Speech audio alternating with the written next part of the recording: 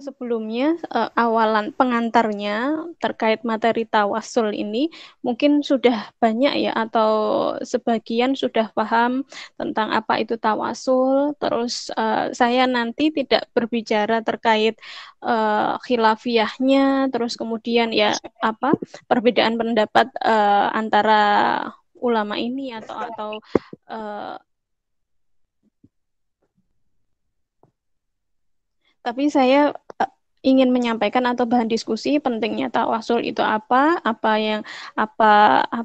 apa itu tawasul. Ya, harapannya insya Allah semua yang saya sampaikan atau yang ini juga saya kerjakan. Artinya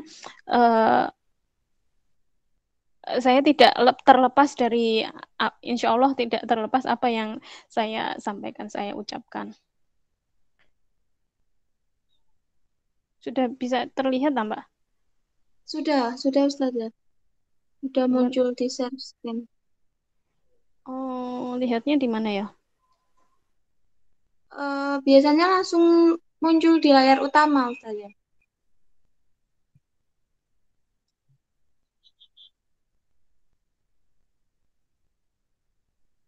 Teman-teman juga bisa lihat share screen-nya enggak? Sudah terlihat. Oh, atau di saya aja ya nggak terlihat ya? Sudah terlihat. Ah, nggih. Sebentar kalau gitu ya.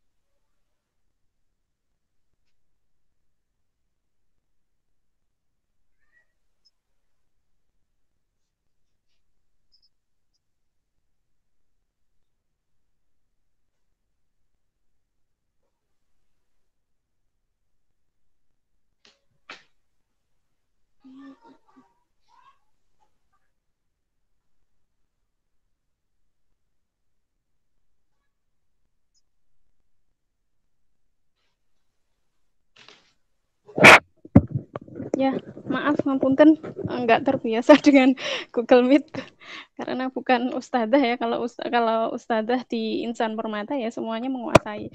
Kalau saya yang apa dipegang kan neraca, laba rugi, ya. Jadi nggak terbiasa dengan apa.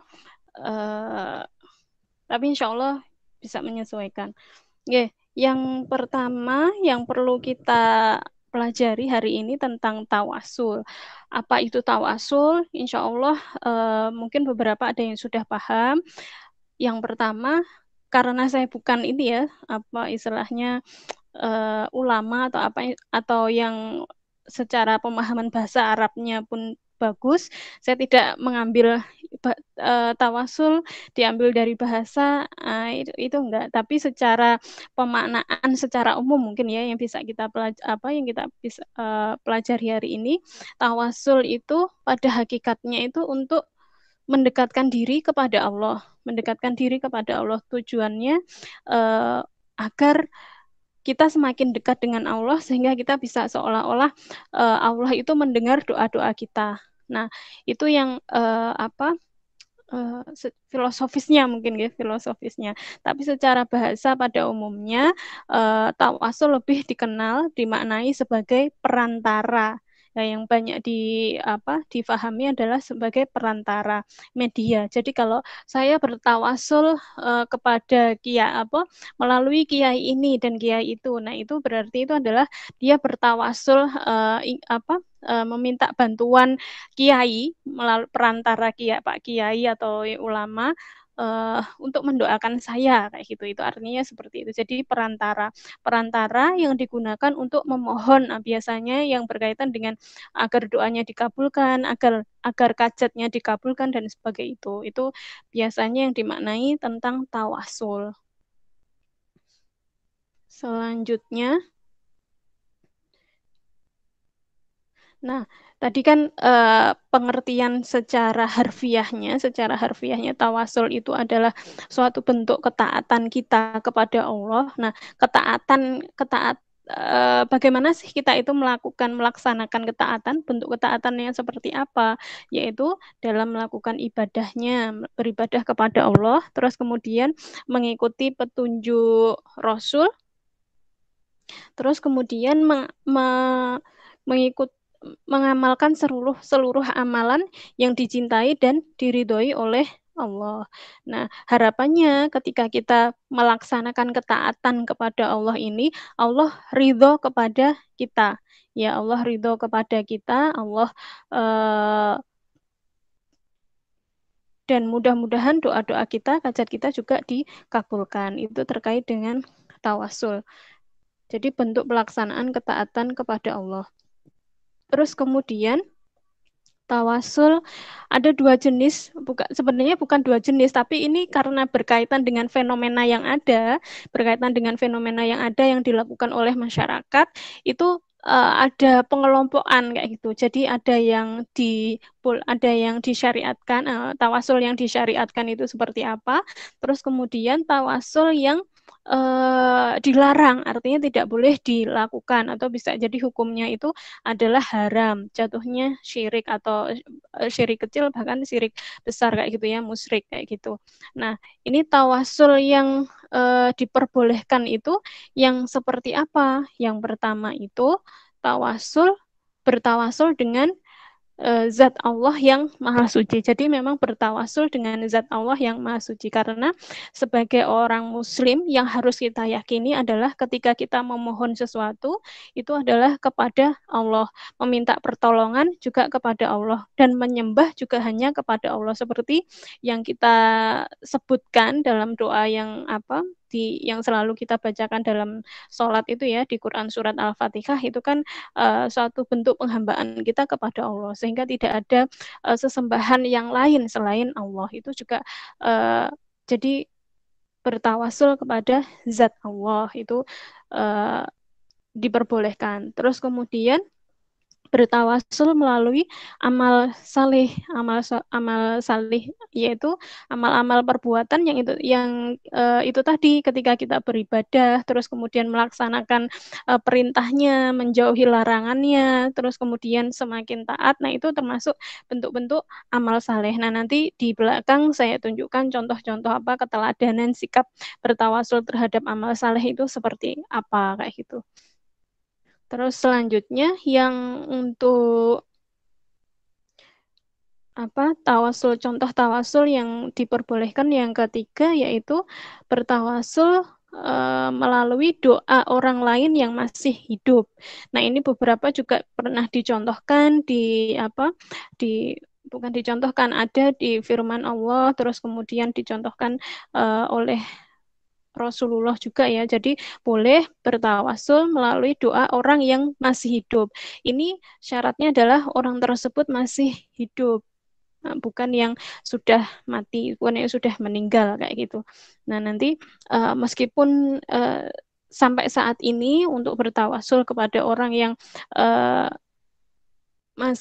sudah meninggal kayak misalkan ulama, kiai, wali kayak gitu ya. Ada yang masih khilafiyah tentang itu ya, tapi saya nggak mengajak untuk perdebatan ke arah sana, tapi yang saya pahami dari guru-guru saya, apa yang diajarkan oleh guru-guru saya, kemudian dari buku-buku yang saya pelajari, insya Allah yang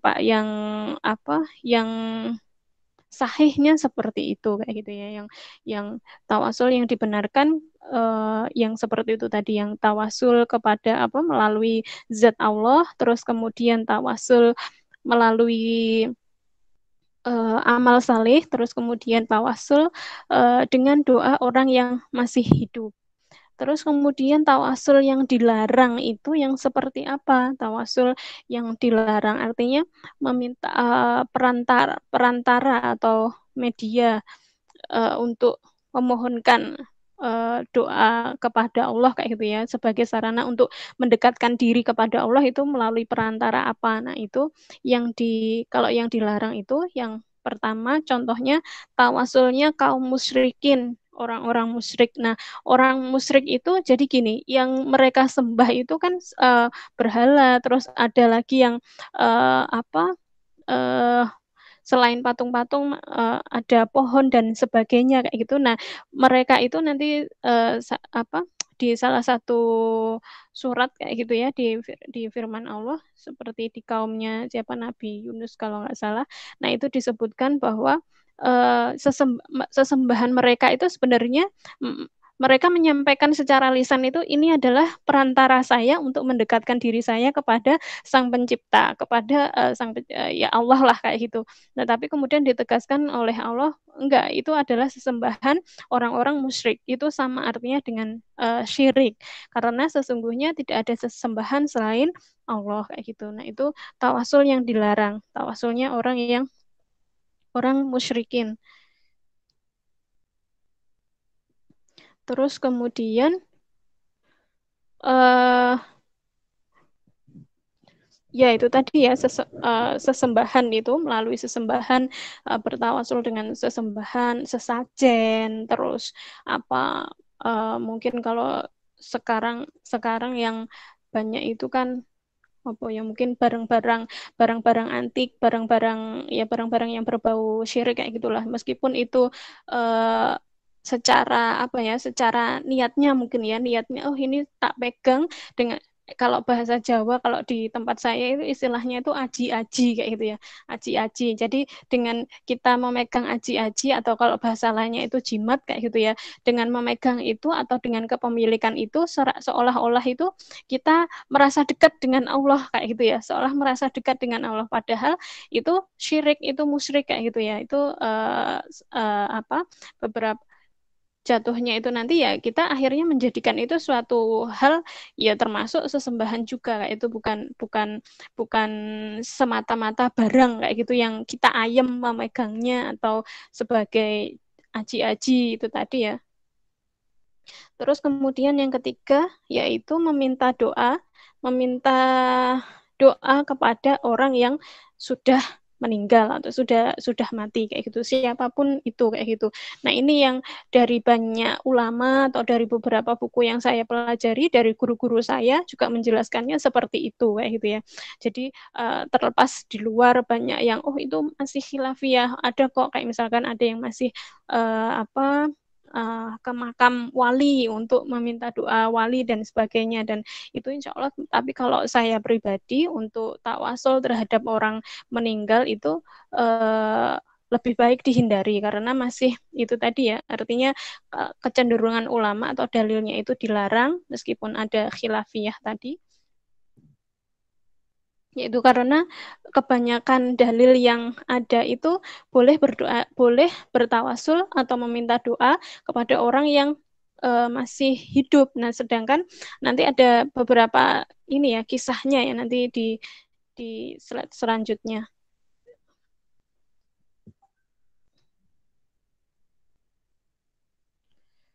Nah, itu ya yang kalau bertawasul kepada Allah tadi itu di Al-Qur'an di firman Quran surat Al-A'raf. Sini deh. Di Quran surat Al-A'raf ayat 180. Nah, itu bertawasul di sini. Bertawasul dengan Asmaul Husna, sifat-sifat Allah, nama-nama Allah. Artinya ketika di sini yang ketika saya baca tafsirnya itu bukan terus kemudian kita hanya menghafalkan apa Asmaul Husna itu 99 nama Allah, terus kemudian dihafalkan terus itu dipahami apa diyakini sebagai oh sudah kalau misalkan dengan Asmaul Husna ini doa saya terkabul atau kayak gitu teriyakini seperti itu atau nah, tapi bukan hanya membaca saja, tapi benar-benar meyakini ketika kita melafalkan Asmaul Husna itu berarti yakin sifat Allah tentang itu. Misalkan kita menyebut bahwa Ar-Rahman, Ar-Rahim kayak itu ya, berarti ya yakin kalau Allah itu benar-benar Maha Pengasih, Maha Penyayang kayak gitu ya. Jadi jadi nggak cuman sebatas terlintaskan di lisan saja, tapi benar-benar masuk dalam hati kita, kita yakini bahwa kita sedang bertawasul dengan menyebut nama Allah itu. Mungkin ketika hajat kita berkaitan dengan rezeki, sebut nama Allah, ya Allah yang Maha Kaya kayak gitu kan ya. Selalu disebut, itu salah satu contoh tawasul menggunakan zat Allah atau sifat-sifat Allah. Terus kemudian itu di hadisnya juga ada ya, hadis riwayat Ahmad, di situ bisa dibaca sendiri. Terus kemudian yang tadi bertawasul dengan amal saleh itu di Al-Quran surat Al-Baqarah ayat 127, itu kisahnya Nabi Ibrahim dan Nabi Ismail saat membangun Ka'bah, saat meninggikan Baitullah ya, saat meninggikan Baitullah. Beliau bertawasul kayak gitu ya, berkait dengan ya Allah, terimalah dari kami amalan kami, sesungguhnya Engkaulah yang Maha mendengar lagi Maha mengetahui. Ya, jadi beliau bertawasul dengan amal-amal beliau, Nabi Ibrahim dan Nabi Ismail. Itu di firman Allah, Quran surat Al-Baqarah ayat 127. Terus kemudian selanjutnya yang contohnya nanti akan saya sampaikan di akhir, yang di hadisnya itu tawasul dengan amal saleh itu yang paling populer paling populer itu hadis bertawasul itu hadisnya 3 orang pemuda yang kemudian terjebak di dalam gua, terus kemudian mereka bertiga itu saling bertawasul kayak gitu ya, masing-masing bertawasul. Nah, nanti bentuk-bentuk tawasulnya seperti apa, nah ini mungkin bisa dijadikan contoh kayak gitu ya untuk kita semua, apalagi yang masih muda, yang masih kuliah, ini harus banyak tirakatnya istilahnya. Kalau ibu saya dulu itu juga gitu ngajari tirakat, tapi tirakat bukan terus tirakat dengan hal-hal yang tidak disyariatkan, misalkan kayak mutih, puasa mutih kayak gitu, makan nasi aja atau apa. Mungkin kalau sekarang keto kayak gitu ya, tapi itu mungkin kesehatan. Tapi kalau dulu di zaman saya masih ada kayak gitu ya, yang tirakat untuk biar hajatnya terpenuhi kayak gitu ya, tapi caranya cara yang salah kayak gitu tadi, puasa mutih itu hanya makan barang-barang atau sesuatu yang warnanya putih aja, air putih, nasi putih, terus apalagi ya, yang warnanya putih, mungkin ketela, terus yang tidak warnanya putih nggak mau dia. Nah, itu salah satu bentuk tirakatnya ya.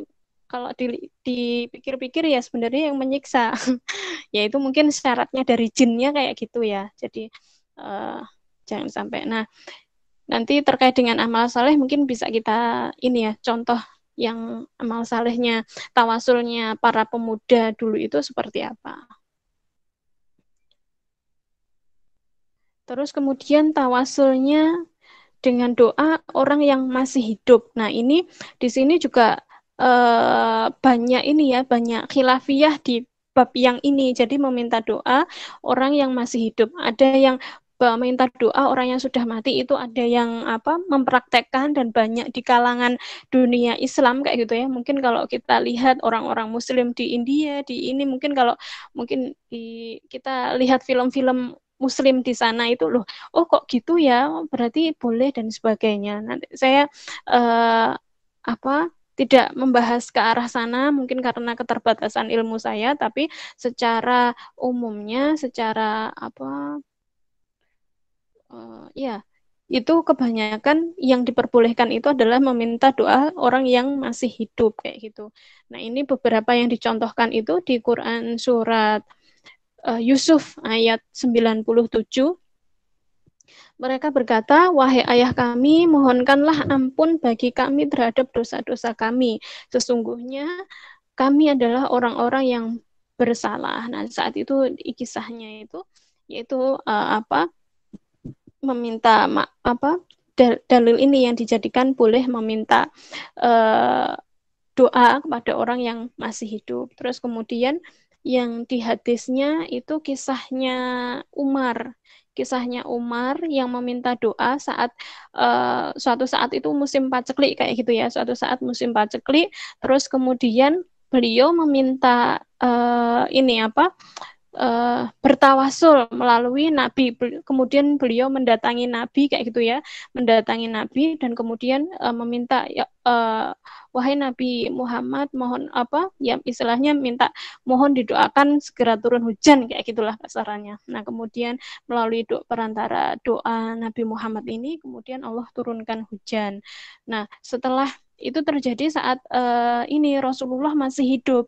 Nah terus kemudian itu terjadi lagi kayak gitu ya, terjadi musim paceklik lagi pada saat Nabi Muhammad itu sudah wafat kayak itu, Nabi Muhammad sudah wafat. Kemudian yang dilakukan Umar, yang dilakukan Khalifah saat itu adalah beliau tidak terus datang ke makamnya Nabi Muhammad, padahal kan karena Nabi Muhammad sudah wafat, tapi yang beliau lakukan adalah meminta doa kepada Abbas radhiyallahu anhu ya. Jadi dan dengan melalui perantara doa sahabat Abbas radhiyallahu an Allah turunkan hujan juga di masa paceklik itu. Jadi poinnya di situ adalah hikmah sirahnya itu Umar meminta doa kepada Rasulullah itu saat Rasulullah masih hidup, dan kemudian ketika Rasulullah wafat Umar meminta doanya kepada sahabat Abbas, meskipun itu tadi ya, maksudnya artinya tidak ada perbedaan antara doanya Nabi Muhammad dengan maksud saya artinya tidak ada ini kalau yang sudah meninggal atau ya kayak misalkan Nabi Muhammad itu ya tidak ke makamnya, tapi ya dicari orang yang masih hidup yang mungkin saat itu Abbas mempunyai kelebihan amalan-amalan apa kayak itu ya, mungkin menurutnya Umar bin Khattab kayak gitu. Jadi kalau yang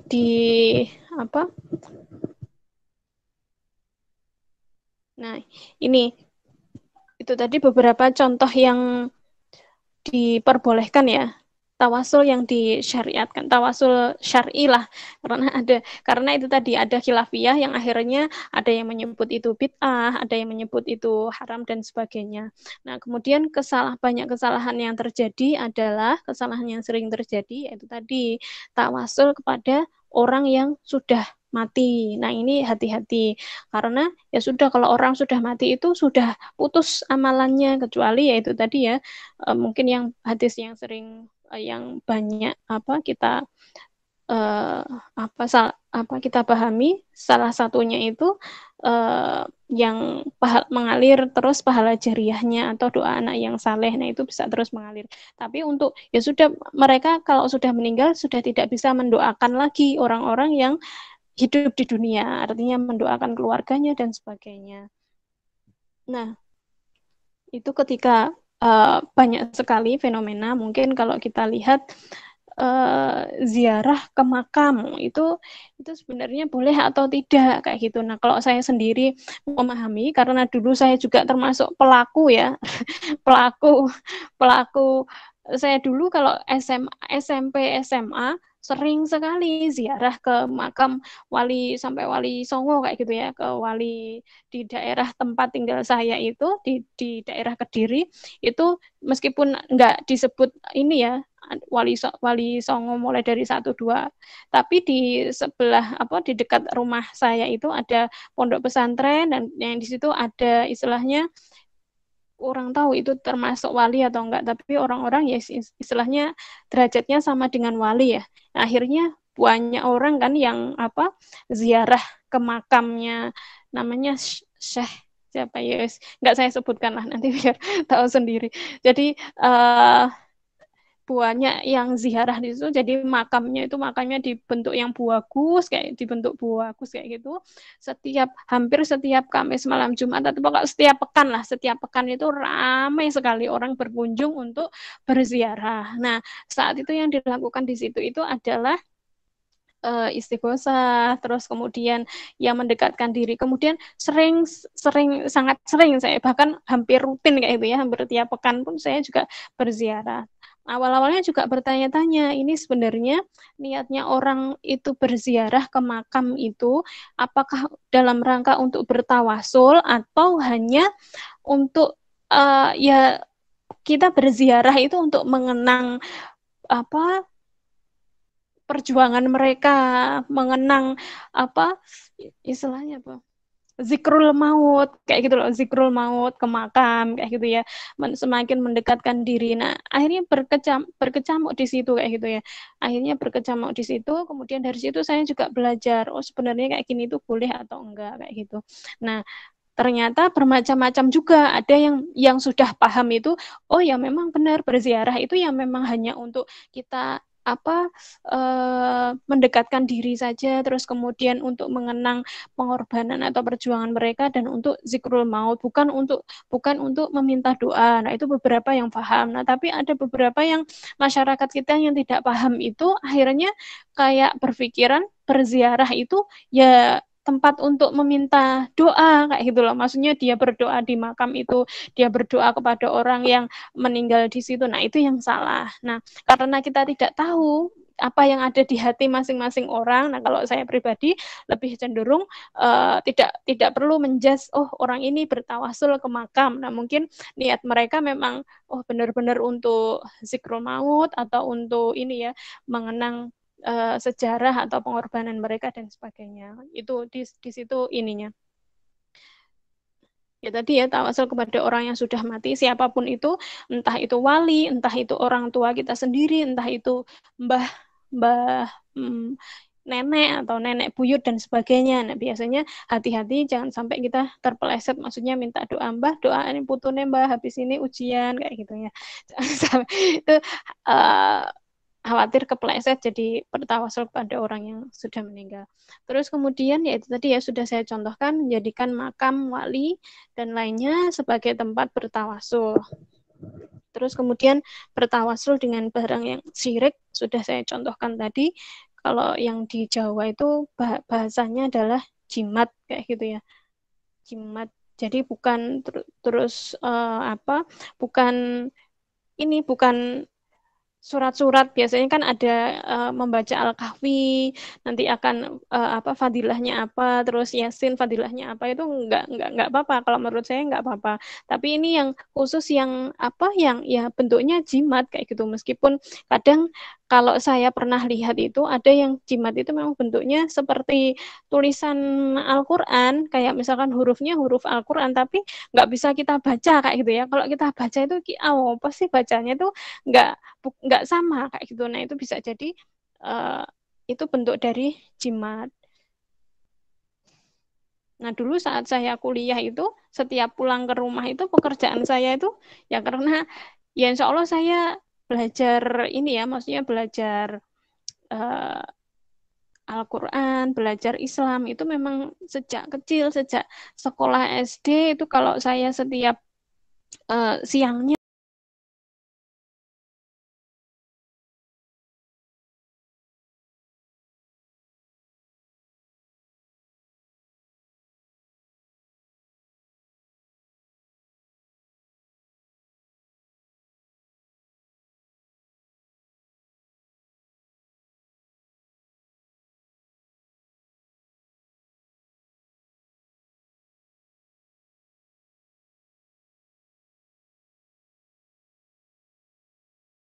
belajar materi syariah-syariah, fikih dan sebagainya. Tapi insya Allah ya kita sama-sama terus belajar karena memang itu yang menjadi tuntutan kita, artinya yang harus kita penuhi sebagai ini ya, kita sebagai umat Islam kayak itu harus paham, harus belajar terus. Nah, dulu saat kuliah, saat rajin-rajinnya gitu ya, maksudnya rajinnya kuat-kuatnya iman kayak gitu, setiap pulang ke rumah itu, pulang kampung itu, pekerjaan saya apa? Bakarin jimat, bakarin jimat. Dulu kalau orang tua itu, orang nenek, lebih cenderungnya nenek, nenek saya sudah meninggal, tapi salah satu yang saya temukan itu yang kalau yaitu ini ya, maksudnya kurang tahu apakah memang itu bentuknya jimat, tapi saya lihat bentuknya itu sudah ada yang bentuknya itu dihias ular kayak gitu ya. Nah, nenek saya itu juga tidak tahu itu apa, itu nggak tahu. Jadi ketika datang ke ini terus dikasih kayak gitu ya, dikasih ini pokok namanya rajah kayak gitu ya. Nah, kalau di dulu kalau orang zaman dulu rajah itu ya biasa rajah itu ya berarti untuk ya salah satu untuk perantara ini. Insya Allah lebih bisa ditolong Allah, bisa ini banyaklah ini manfaatnya. Kalau orang zaman dulu pahamnya kayak gitu, nggak paham yang kayak itu syirik dan jimat itu tidak diperbolehkan dan sebagainya. Nah akhirnya setiap habis pulang kuliah, maksudnya pas mudik gitu ya, pulkam gitu. Dulu saya pulkam itu mungkin 1 bulan sekali kayak gitu ya. Itu ya segitu berburu rajah gitu yang ditaruh di kamar mandi itu terus Mbah niki engkang rajah niki pundi nih wes habis itu dibakar terus yang sampai yang ditaruh di ini apa pintu itu juga saya ambil kayak gitu ya saya ambil saya bakar. Sudah sampai suatu saat itu ya wes bersih nggak ada itu rajah-rajahan itu lagi. Nah tapi itu tadi ya mungkin nenek saya juga nggak tahu nggak paham ilmunya tentang itu mudah-mudahan diampuni dosanya tentang itu. Kok cepat sekali? Habis tadi teman-teman masih belum datang terus ngaji satu tak terus ngaji duluan sudah selesai deh. Ya. Terus pentingnya tawasul. Nah, pentingnya tawasul itu ya itu tadi agar seolah-olah kalau gini, kalau kasarannya secara misal di dunia nyata gitu ya. Misal kita ini nggak ada misal kita seorang pegawai, terus kita punya bos kayak gitu ya. Nah, kita ini punya hajat kepada bos kita misal gajiku dinaikkan dong kayak gitu loh maksudnya ke bosnya kayak gitu. Nah tapi si pegawai ini si karyawan ini dia nggak dekat dengan bosnya kayak gitu, dia nggak dekat dengan bosnya, kemudian dia minta tolong ke temannya ini dekat dengan bosnya kayak gitu ya, dengan temannya ini dekat hubungannya dekat dengan bosnya. Nah ternyata melalui perantara temannya ini hajat dia itu terkabul kayak gitu, hajat dia terkabul. Nah tawasul itu media atau perantara itu kasarnya istilahnya secara gamblangnya mungkin bisa dipahami seperti itu ya. Jadi perantara untuk mendekatkan kita kepada Allah, artinya istilahnya kita bisa lebih yakin kayak gitu ya, doa kita diterima, hajat kita diterima dan sebagainya, kita bisa lebih dekat dengan Allah. Tapi kita tidak boleh terus mendikte Gusti Allah kayak gitu ya, artinya oh aku sudah bertawasul dengan ini ya Allah harus dikabulkan dan sebagainya, itu tidak boleh karena yang berkuasa untuk memberikan rezeki untuk menjawab doa-doa kita adalah ya yang berkuasa hanya Allah. Yaitu ya yang pentingnya agar doa kita diterima, terus kemudian semakin mendekatkan diri kita kepada Allah. Agar kita terus termotivasi untuk senantiasa melakukan amal-amal ini apa kebaikan, ketaatan itu tadi ya bentuk-bentuknya tawasul kepada Allah. Nah, ini apa yang tadi yang saya maksudkan yang mungkin bisa kita teladani pada zaman sekarang ini. Meskipun itu tadi ya beberapa contoh tawasul yang disyariatkan tadi apa saja tadi tawasul terhadap zat Allah, yaitu ya kita langsung memohon kepada Allah dan insya Allah siapapun kita itu tidak ada bedanya dengan yang lainnya. Nah, kita ini semua itu hamba Allah. Jadi ketika kita itu ingin berdoa ya berdoa langsung kepada Allah, itu juga tidak apa-apa tanpa harus melalui perantara. Melalui perantara yaitu tadi ya, mungkin lebih meyakinkan lagi karena kita tidak tahu kayak gitu ya dari doa yang mana Allah itu mengabulkan doa kita. Bisa juga melalui perantara, maksudnya orang yang mendoakan kita, orang saleh yang mendoakan kita. Nah kita nggak tahu. Nanti yang penting kita sendiri harus berdoa. Nah, terus kemudian itu pentingnya tawasul. Nah, yang kisah tentang 3 orang pemuda yang masuk ke dalam gua itu ceritanya seperti itu ya, yang saya ditulis di materi itu. Jadi di hadis riwayat Bukhari dikisahkan ada 3 orang pemuda yang kemudian kehujanan dan akhirnya berteduh di dalam gua dan terjebak di dalam gua itu. Nah, guanya itu tertutup batu kayak gitu loh, tertutup batu sehingga mereka terjebak di dalam gua itu tidak bisa keluar kayak gitu. Nah, kemudian satu orang itu berpendapat kayak gitu. Apa itu yang dikatakannya itu? Salah seorang dari mereka kemudian menyampaikan pendapatnya kepada yang lain, ketahuilah amal-amal baik yang pernah kalian perbuat untuk Allah. Kemudian berdoalah kepada Allah dengannya, menyebutkan amalan itu. Nah, jadi disebutkan amalannya kayak itu mungkin entah di dalam bentuk dilisankan atau ditekankan dalam hati kayak gitu ya, disebutkan amal saleh yang telah dilakukan. Nah, mudah-mudahan Allah itu mengabulkan doa kita agar kita keluar dari gua ini. Nah, kemudian satu persatu itu berdoa dan bertawasul. Yang pertama itu bertawasul dengan kebaikan dia merawat orang tuanya. Masya Allah, kalau diceritakan itu bahkan orang pertama ini beliau mempunyai kedua orang tua, terus kemudian beliau juga mempunyai anak dan istri kayak gitu. Nah, yang paling beliau dulukan itu adalah orang tua. Jadi yang disiapkan makanannya, disiapkan susunya, terus kemudian kebutuhannya yang didahulukan itu adalah kebutuhan orang tuanya. Bahkan sampai susunya itu yang anaknya itu menghendaki kayak gitu ya. Itu beliau sampai menahannya sampai esok harinya dia memerah susu lagi kayak gitu ya. Jadi anaknya ini dibiarkan menangis merengek-rengek kayak gitu ya demi untuk menyiapkan susu biar agar bisa diminum oleh kedua orang tuanya. Nah, kemudian orang yang pertama itu bertawasul dengan itu kalau itu dianggap amal saleh, bagian dari salah satu amal saleh saya, ya Allah, dengan itu saya bertawasul dengan itu, dengan amal saleh itu, dan mohon dibukakan pintu guanya kayak gitulah. Nah, kemudian perlahan-lahan pintu gua itu sedikit terbuka kayak gitu kan ya. Terus kemudian orang yang kedua ini bertawasul, yang tadi itu berbakti kepada orang tua ya. Kemudian yang kedua ini bertawasul dengan menghindari zina.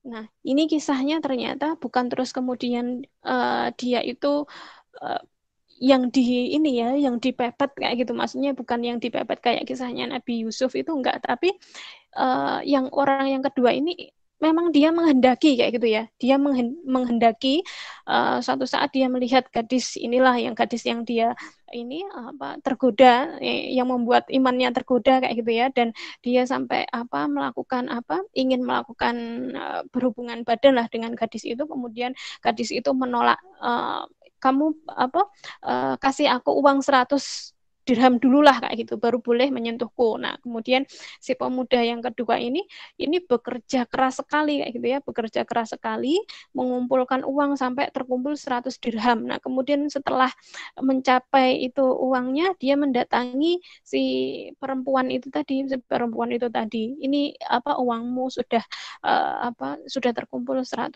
dirham. Nah, kemudian si pemuda yang kedua ini hendak berhubungan badan, kemudian di antara sudah hasratnya sudah ini, terus kemudian si perempuan ini menyampaikan, takutlah kamu kepada Tuhanmu. Nah, dalam waktu segera itu si pemuda ini langsung tersadar kayak gitu, dan kemudian tidak jadilah dia menzinai perempuan itu tadi kayak gitu ya, karena sudah diingatkan perempuan tadi untuk takut kepada Tuhannya, dan dia langsung menghindar kayak gitu dari perbuatan zina yang sebenarnya sudah dia rencanakan, sudah dia angan-angankan kayak gitu, tapi dia menghindari dan kemudian pergi. Nah, kemudian si pemuda yang kedua ini bertawasul dengan itu, ya Allah, kalau itu adalah bentuk amal saleh saya sebagai bentuk penghindaran saya dari perbuatan zina, mohon terimalah amalku dan kemudian kabulkanlah doaku. Kemudian pintu yang kedua itu batunya juga sedikit terbuka dari doa tawasul pemuda yang kedua itu. Nah, kemudian yang ketiga itu ceritanya tentang ini apa? Orang yang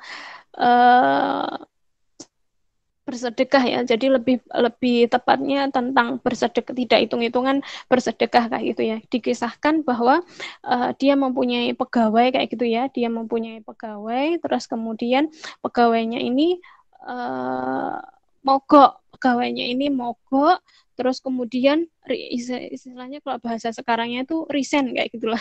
Bahasa sekarangnya itu resign. Nah, kemudian kan dia masih punya istilahnya punya pesangon, punya ini yang harusnya diberikan kepada pegawainya itu, tapi si pegawainya ini minta tolong kepada pemuda yang ketiga ini tadi ya, itu tolong dijaga, jangan kamu ambil upahku, bagian dari upahku di situ. Nah, kemudian si lambat beberapa tahun kemudian si pegawai tadi kembali ke orang itu dan kemudian menanyakan mana upahku tadi kayak gitu kan, mana upahku dulu yang belum kamu berikan.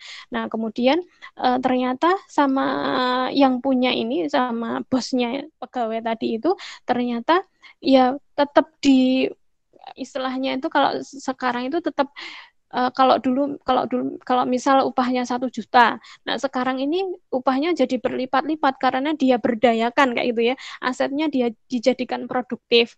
Nah, misal dulu upah yang ditinggal hanya 1 juta, sekarang jadi berpuluh-puluh juta, dan itu oleh sama pegawai sama bosnya itu tadi, wes itu PNKB kayak gitu ya, itu untukmu semuanya, aku tidak mengambil sedikit pun, itu adalah hasil dari upahmu dulu yang aku jaga kayak gitu.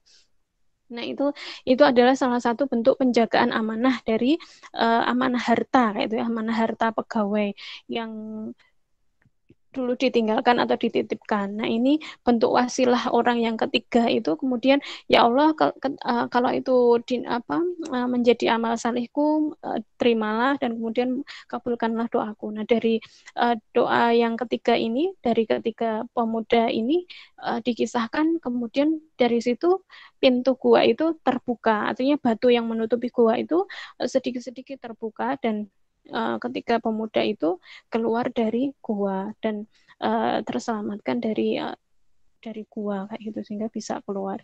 Nah, itu beberapa contoh tawasul atau yang perlu diteladani atau yang perlu kita lakukan dan masih relevan kita lakukan sampai saat ini ya, dengan kondisi di zaman dunia yang sudah tua kayak gitu ya. Kita nggak tahu umur dunia sampai kapan, tapi kalau dilihat kondisi yang sekarang, kayaknya dunia itu sudah tua kayak gitu ya, dengan fenomena yang sekarang terjadi kayak gitu ya, bentuknya penyimpangan dan sekarang ini masalah di sosial masyarakat itu kok tambah semakin pelik kayak gitu ya, kayak semacam jauh dari syariat, semacam sangat mudah sekali melanggar syariat dengan mengatasnamakan kebebasan dan sebagainya kayak gitu. Nah, itu salah satunya yang bisa kita lakukan adalah mudah-mudahan kita mempunyai amal saleh kayak gitu ya, yang bisa kita tawasulkan suatu saat ketika kita misal sedang berdoa atau sedang bermunajat benar-benar menginginkan sesuatu, mungkin itu bisa kita jadikan tabungan amal saleh yang bisa kita gunakan untuk tawasul. Meskipun itu tadi ya, selain dengan amal soleh, ada juga dengan zat Allah, dengan menyebut nama atau sifat-sifat Allah, keagungan Allah, kemudian meminta doa kepada siapapun orang saleh agar membantu doa kita dikabulkan, atau meminta doa kepada siapapun lah, karena pada prinsipnya kita tidak tahu doa dari orang yang mana doa kita itu terkabul. Nah, itu juga bagus juga. Nah, itu tentang tawasul yang poinnya untuk saat ini. Nah, kalau pertanyaannya sekarang dengan apa kita bertawasul? Nah, kita sudah punya, kalau misalkan dengan amal soleh, apakah sudah ada tabungan amal soleh yang kita tawasulkan kayak gitu? Ada nggak di mbak-mbaknya ini? Insya Allah ada ya, solihah semuanya ini. Insya Allah. Insya Allah Ustazah. Ya, jadi jangan sampai kita nggak punya tabungan amal saleh kayak gitu ya. Nah, ini yang saya ceritakan, mungkin yang saya alami kayak gitu ya, yang saya alami. Pernah nggak saya melakukan tawasul? Kalau dijawab, ya pernah kayak gitu. Selain itu tadi ya, bertawasul dengan menyebut nama Allah dengan sungguh-sungguh, betul-betul memohon, meskipun itu tadi ya, bukan berarti ketika doa kita tidak dikabulkan, Allah tidak sayang kita. Karena sejatinya doa kita itu, Allah mengabulkan doa kita itu bisa dikabulkannya di dunia atau masih disimpan nanti di akhirat. Artinya, poinnya adalah doa itu kebutuhan orang muslim kayak gitu ya, bukan lagi kewajiban tapi adalah kebutuhan kita sebagai hamba. Jadi apapun yang kita perlukan ya berdoalah kepada Allah. Kita nggak tahu dari mana dan kapan doa kita itu dikabulkan. Nah, yang pernah saya lakukan tawasul itu biasanya ketika mungkin ini masih mahasiswa semuanya kan ya, belum ada yang menikah kan ya. Ini ada Belum Ustazah. Belum ah, Ustazah. nah biasanya yang saat fase-fase mau melahirkan, nah itu saya momen-momen saya benar-benar bertawasul kayak gitu ya. Maksudnya kalau yang menyebut apa wasilah keagungan Allah, terus itu uh, apa pernah kayak gitu ya, pernah di ya banyak kesempatan kayak gitu. Terus kemudian minta doa kepada orang salih atau siapapun teman-teman kita, saudara kita itu pernah. Nah, bertawasul dengan amal saleh ini biasanya saya lakukan saat ini apa saat mau melahirkan kayak gitu ya. Karena di situ kalau saya rasakan benar-benar di fase-fase pasrahnya kayak gitu ya. Karena ada juga maksudnya ketika apa setelah melahirkan kemudian syahid kayak gitu ya, meninggal. Nah, artinya memang di fase-fase itu kita tidak tahu setelah itu bagaimana nasib kita kayak gitu kan ya. Nah, saat itu benar-benar bertawasul kayak gitu ya, mengingat-ingat apa amal soleh yang sudah saya lakukan kayak gitu ya. Saya benar-benar bertawasul dengan amal soleh itu ya, misal berbakti dengan kedua orang tua kayak gitu ya. Saya nggak pernah menyusahkan orang tua kayak gitu ya. Saat kuliah kebetulan orang tua saya itu dari keluarga yang tidak mampu kayak gitu ya. Jadi kuliah pun sejak SMA, bahkan sejak SMA itu saya selalu mengandalkan beasiswa dari sekolah kayak gitu ya, nggak mau membebani orang tua kayak untuk membayar SPP dan sebagainya. Pun dengan kuliah itu sebenarnya orang tua saya itu sudah keberatan kayak gitu ya, memasukkan saya ke kampus kayak gitu ya. Yus, habis sekolah SMA mbok kerja ya tondo, bapak ibu nggak ada uang untuk menyekolahkan dan sebagainya kayak itu. Karena di daerah tempat saya tinggal saat itu juga belum ada yang kuliah kayak gitu. Zaman segitu itu masih saya aja yang niat kuliah, apalagi dari orang tua yang tidak mampu.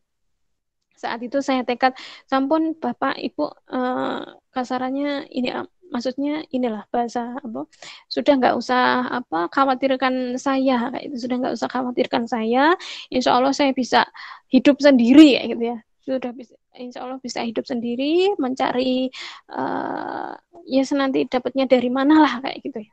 Dan dari situ saya mulai kayaknya jadi uh, ya nyari beasiswa, terus kemudian apa uh, kerja ini bukan kerja part time ya, jualan jualan dulu saya jualan majalah, terus jualan keripik-keripik kayak gitu wes, pokoknya untuk menghidupi kehidupan sehari-hari lah. Artinya itu bisa yang saya ingat-ingat, yang saya jadikan tawasul amal saleh saya, yaitu saya tidak pernah menyusahkan orang tua kayak gitu. Saya tidak apa tidak ingin menyusahkan orang tua. Mungkin itu kalau Allah ridho ya Allah, mudah-mudahan itu menjadi amal saleh dan mohon dikabulkan doanya. Beberapa tawasul dengan amal saleh, salah satunya itu yang saya lakukan. Kemudian itu kalau contohnya tadi ya berbaik hati kepada apa orang tua. Terus kemudian ini apa menghindari zina kayak gitu ya. Itu juga saya sebutkan kayak gitu ya. Saya sejak kecil, sejak ini teman-teman saya itu sudah pacaran, sudah mengenal ini sesama jenis, kok sesama jenis, maksudnya lawan jenis, ketertarikan dengan lawan jenis ini. Saya nggak pernah, ya entah ya rasa itu ada kayak gitu ya, rasa itu ada ketertarikan dengan lawan jenis, tapi saya tidak pernah terjun, artinya tidak pernah terjun kemudian pacaran dan sebagainya itu. Nah, mudah-mudahan dengan itu bisa dijadikan itu adalah sebagai amal saleh kita seorang remaja yang salihah kayak gitu kan ya. Kita menghindari dari zina itu. Nah, zaman sekarang mungkin berbeda dengan zaman dulu ya. Kalau misalkan pacaran atau berpacaran kayak gitu ya, muda-mudi kayak gitu harus ketemuan dulu. Kalau nggak ketemuan ya nggak ada media lain kayak gitu ya, harus ketemuan. Tapi kalau zaman sekarang ini kan sangat canggih sekali, nggak perlu ketemuan kayak gitu kan ya, lewat video kayak gini ya sudah kemana-mana bahasannya kayak gitu kan ya, yang apa pun seks dan sebagainya itu sudah sangat menjalar ya mungkin di kalangan pemuda kita sekarang. Nah, mudah-mudahan dengan kita terhindar dari perbuatan-perbuatan seperti itu tadi, itu adalah bentuk amal saleh kita. Jadi kalau kita lihat teman kita melakukan ini, itu yang kita lihat itu perbuatan maksiat dan sebagainya, tapi kita itu bisa menghindarinya. Nah, mudah-mudahan itu termasuk amal saleh mbak-mbak semuanya atau mbak-mbak mahasiswa yang ada di sini kayak itu, dan mudah-mudahan itu bisa dijadikan sarana tawasul kita, tawasul amal saleh kita kayak gitu kan, karena telah menghindari perbuatan maksiat kayak gitu. Nah, itu beberapa keteladanan atau contoh tawasul yang bisa saya sampaikan di sini. Monggo kalau ada yang didiskusikan, ditanyakan, yang bisa saya jawab dengan pengetahuan saya, bisa saya jawab langsung. Kalau misalkan ternyata saya tidak bisa menjawabnya, itu karena keterbatasan ilmu saya. Nah, insya Allah pada kesempatan lain mungkin bisa saya jawab. Begitu dari saya, kurang lebihnya mohon maaf. Assalamualaikum warahmatullahi wabarakatuh. Waalaikumsalam. Waalaikumsalam warahmatullahi wabarakatuh. Monggo teman-teman kalau ada yang ditanyakan atau ada yang masih belum jelas bisa langsung unmute atau bisa diketik di kolom chat ya. Sambil nunggu Ustazah, tadi saya ada beberapa pertanyaan. Kan saya pernah menonton itu acara yang dimana seseorang meminta untuk didoakan. Terus sampai seseorang itu sampai kesurupan gitu. Mungkin acaranya masih ada sampai sekarang. Berarti itu tawasul yang diperbolehkan ya Ustazah?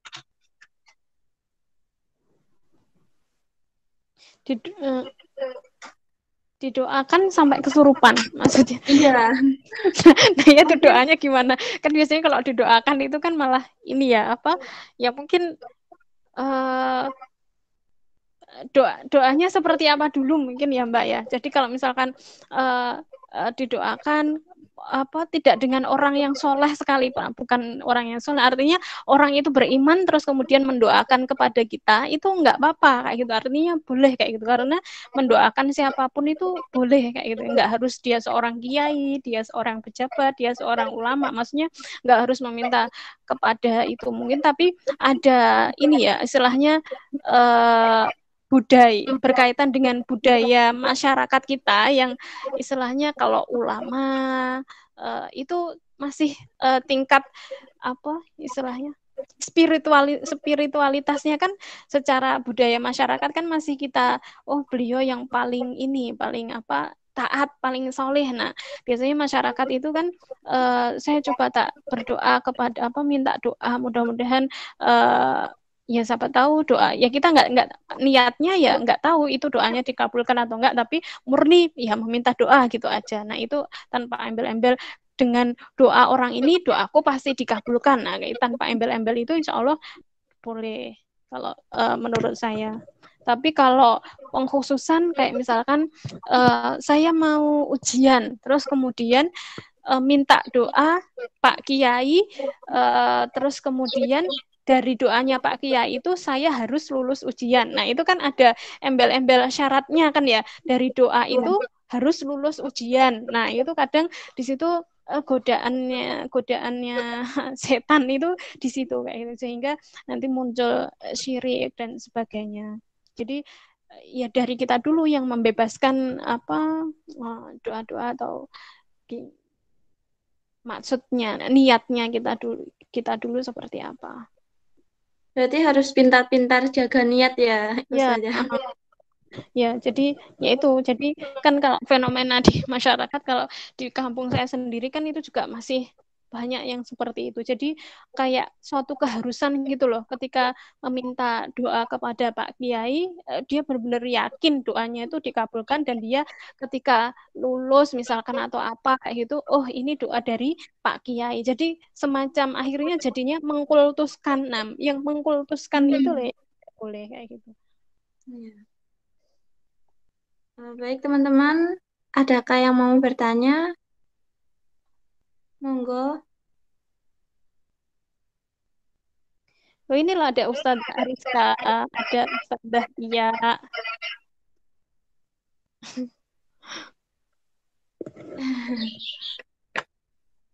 Saya mau izin bertanya nih. Monggo Ustazah. Mbak aja, saya belum ustazah. Monggo Ya, Mbak. ya. Assalamualaikum ustazah. Iya, waalaikumsalam. Ya, izin bertanya nggak ustazah. Iya.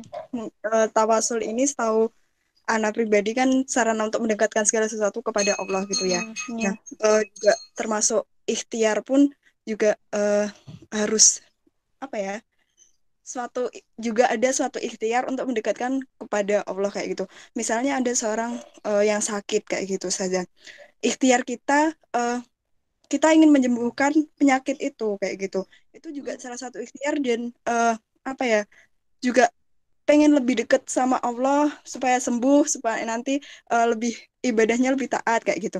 Nah, tapi ini Ustazah kayak ini pengobatan mungkin juga sedikit menyambung yang pertanyaan sebelumnya. Kalau pertanyaan sebelum kan doa terus kesurupan kayak gitu ya. Ini kalau untuk pengobatan kemudian itu ternyata di dalam diri kita ya mungkin di dalam diri setiap masing-masing dari kita ada yang menjaga kayak gitu. Tapi itu terus kayak eh ini langsung bereaksi terlalu berlebihan kayak gitu dan itu kita percayakan kepada orang-orang yang istilahnya penyembuhan secara goib kayak gitu Ustazah.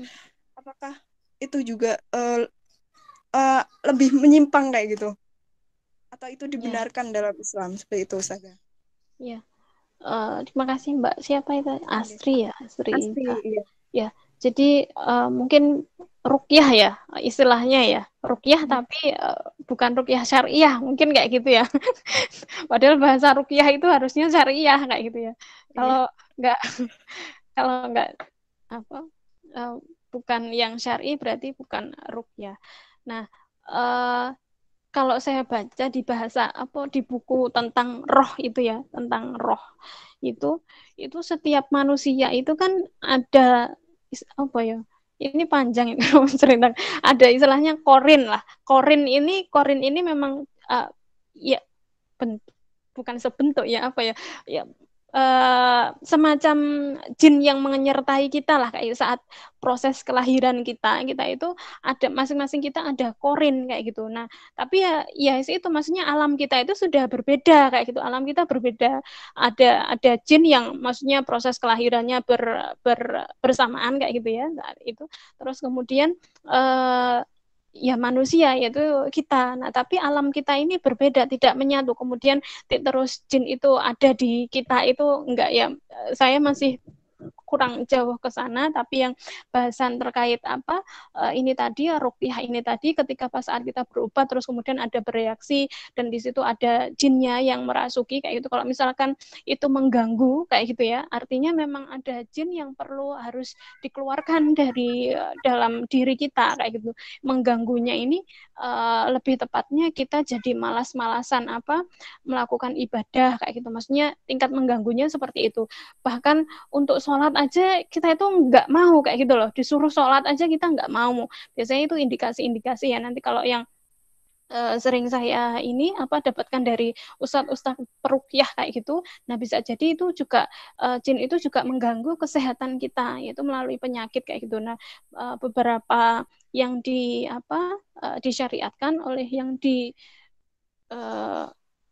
sampaikan ustadz-ustadz peruqyah itu, ruqyah itu juga bisa menjadi obat, yaitu salah satu yaitu tadi kalau misalkan penyakit kita itu berasal dari gangguan jin, itu salah satu obatnya itu dari melalui ruqyah itu tadi. Nah, ruqyah pun juga ada ada syariatnya kayak itu, maksudnya bukan asal terus kemudian mengundang dukun terus yang berkomunikasi dengan alam gaib kayak gitu ya. Yang itu kalau dulu saya saat SMA itu seringnya kayak gitu, yang dipanggil itu dukun kayak gitu kalau ada anak yang kesurupan kayak gitu, bukan peruqyah kayak gitu tapi dukun kayak gitu ya, yang habis dari kamar mandi terus kesurupan kayak gitu ya, entah perempuan atau laki-laki kayak gitu, pokoknya yang dipanggil itu ki siapa kayak gitu ya, ya dukun lah pastinya, itu yang paling terkenal paling inilah.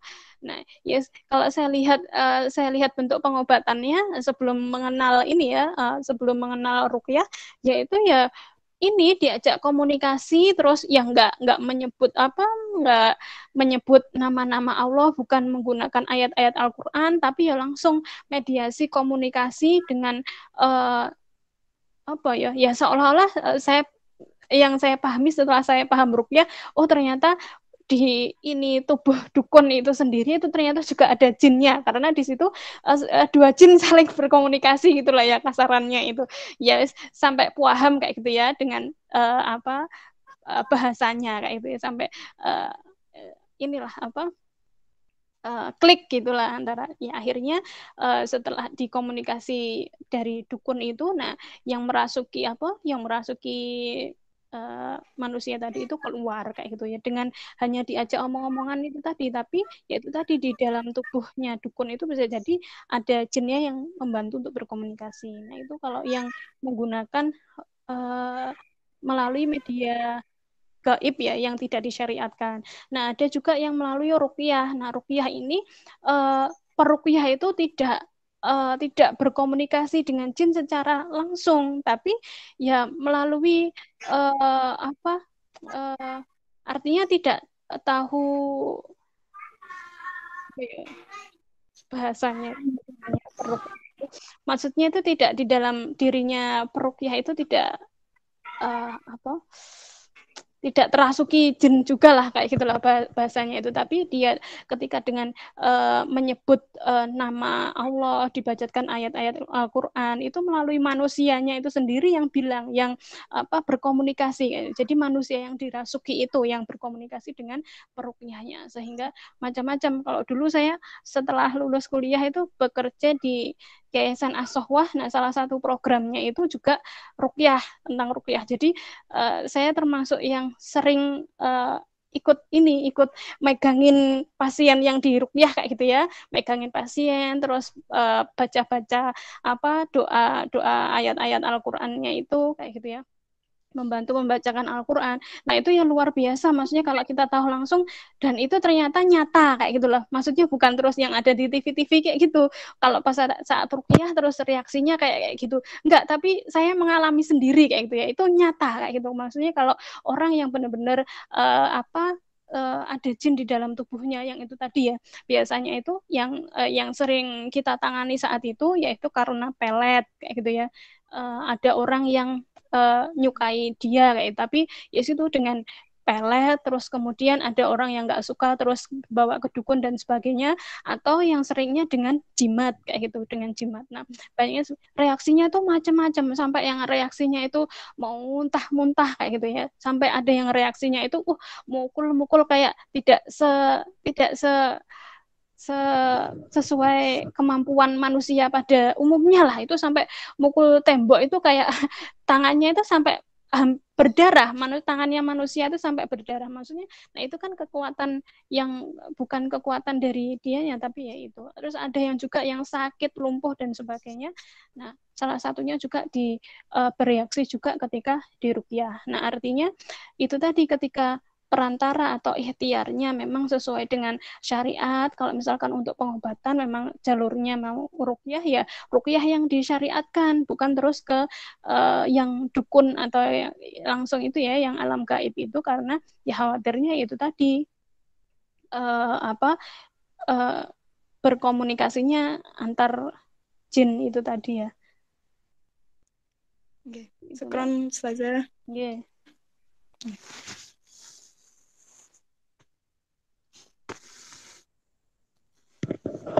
Ya. Baik, teman-teman, apakah ada yang mau ditanyakan lagi? Apa tadi Ustazah sempat live? Oh, nggih. Kalau tidak ada, mungkin satu pertanyaan dari saya lagi ya Ustazah. Begini, saya kan masih sekarang pulang ke desa di tempat nenek saya. Terus di sini itu masih banyak sekali orang-orang yang sesepuh begitu, yang masih percaya seperti apa ya, sajen sebelum kondangan atau apa namanya, tahlilan begitu, atau orang melahirkan bawa peniti atau gunting kemana-mana begitu, biar katanya dijaga biar ndak ada yang aneh-aneh begitu. Diganggu. Terus itu termasuk tawasul ya Ustazah. Terus bagaimana sikap kita untuk mungkin meluruskan tersebut gitu? Yang pertama pelan-pelan dulu, maksudnya artinya kita pahami budaya dulu.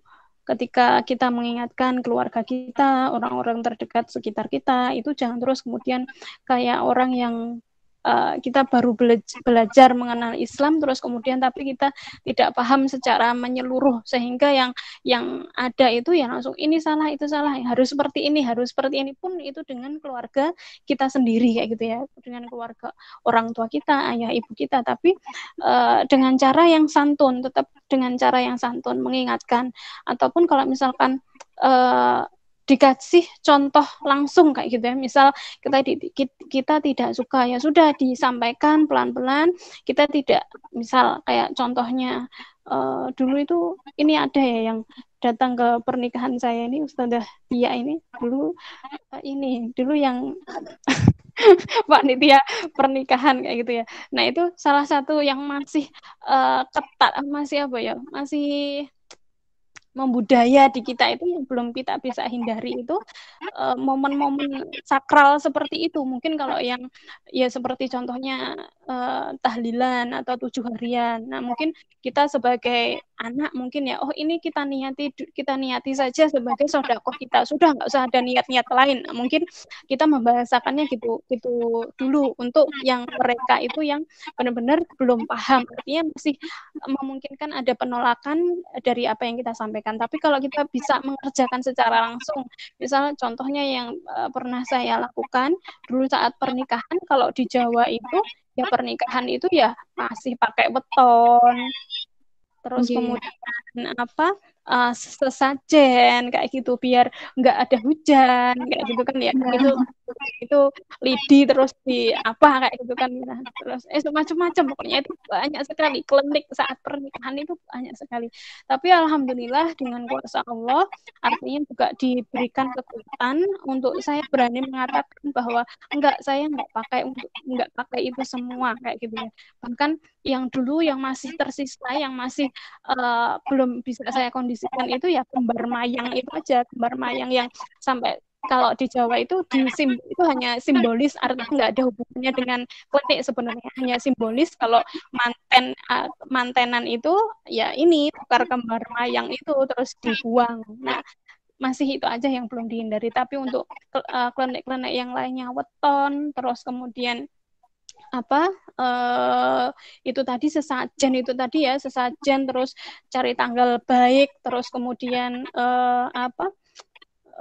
ya bentuk-bentuk sirik-sirik yang klinik-klinik yang lainnya itu insya Allah alhamdulillah dengan kuasa Allah bisa saya sampaikan. Nah, itu prinsipnya ya ketika menyampaikan ya minimal dari keluarga kecil kita dulu itu saja kita sampaikan dengan bahasa yang baik. Jangan kalau artinya jangan langsung ke keluarga besar atau paman kita, budek kita yang dia belum pernah terwarnai oleh kita lah, terus kemudian kita langsung itu haram dan sebagainya. Kita bisa dikucilkan kayak gitu nih, bisa dikucilkan. Harusnya kita mampu memberikan contoh teladan yang baik kalau kita masih bersama dengan mereka kayak gitu ya. Nah, dengan kejadian-kejadian seperti itu akhirnya kita malah dikucilkan karena kesan mereka, oh iki orang iki sih gini nggak boleh, ini nggak boleh dan sebagainya. Nah, prinsipnya itu tadi tetap disampaikan dengan cara yang santun, cara-caranya seperti apa, dan kadang kita juga perlu ini ya, bukan bertoleransi ya, tapi kayak menyiasati gitu loh Mbak. Maksudnya menyiasati ini tuh nggak boleh. Berarti biar aku untuk menghindari ini tuh tak alihkan apa kayak gitu. Biasanya saya bentuk penyiasatannya kayak gitu. Sehingga fokusnya teralihkan, tidak lagi mengerjakan yang syirik tadi, tapi mereka termotivasi untuk melakukan yang lain. Itu sih. Syukron Ustazah penjelasannya. Mungkin sudah ya. Tidak ada pertanyaan lagi. Baik, saya akan menarik kesimpulan dari kajian hari ini. Kurang lebihnya seperti tawasul itu lebih dikenal sebagai perantara berdoa, perantara memohon hajat-hajat kita. Nah, tawasul itu ada yang tawasul yang diperbolehkan dan yang tidak diperbolehkan. Nah, alangkah baiknya juga tawasul itu ya seperti kehidupan sehari-hari kita menyebut nama-nama Allah yang Asmaul Husna. Seperti contohnya kita pengen misalkan baju mungkin tapi uangnya belum ada, ya berdoa semoga Ar-Razzaq beri kita rezeki biar kita bisa membeli keinginan kita tersebut. Terus pentingnya tawasul juga agar doa kita diterima dan kita lebih dekat dengan Allah. Kemudian dari kisah 3 pemuda tadi, kita bisa seperti menabung tawasul, dan kemudian karena tawasul-tawasul kita sebelumnya, kita bisa terselamatkan dari bencana atau hal-hal yang tidak diinginkan di waktu ke depan gitu. Mungkin untuk susunan acara terakhir yaitu closing statement Ustazah. Dipersilakan, monggo Ustazah. Ya, itu tadi ya. Mari kita perbanyak amal saleh untuk mudah-mudahan itu bisa menjadi tawasul kita suatu saat ketika kita sedang dalam terhimpit, ketika kita sedang dalam musibah dan lainnya. Ya, kita kumpulkan semaksimalnya amal saleh kita, bukan berarti untuk hitung-hitungan ya, tapi ya karena yang manusia yang ya kita untuk berlomba untuk menjadi manusia yang paling baik, yang paling banyak amalnya, yang paling ya. Amin. Baik, mungkin kajian kali ini sudah selesai. Jazakallahu khair untuk Ustazah dan teman-teman. Semoga ilmunya bermanfaat. Dan jangan lupa untuk mengikuti kajian rutin kamus ini 1 minggu sekali di hari Jumat atau Sabtu. Mari kita tutup dengan bacaan istighfar 3 kali. Astagfirullahaladzim. Dan doa kafaratul majlis.